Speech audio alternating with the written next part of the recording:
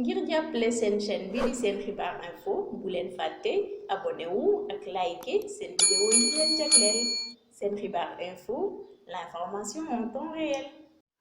émission bi ñuy woowee célébrité ak religion maanaam nit ku siiw ak diine di jàll fële ca télévision Futurs Médias mujjee na yegg ci kanamu yoon.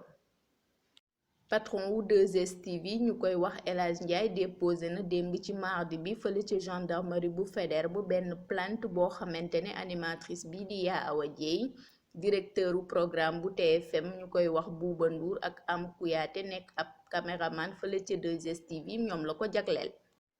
bu ñu sukkandikoo ci journal bi ñuy woowee Les Échos bi joxe xibaar bi El Hadj Ndiaye nee na émission bi télévision wam moom moo ko moom ba sax protégé nañ ko fële ca BSDA ñu koy wax SODAV depuis 2013.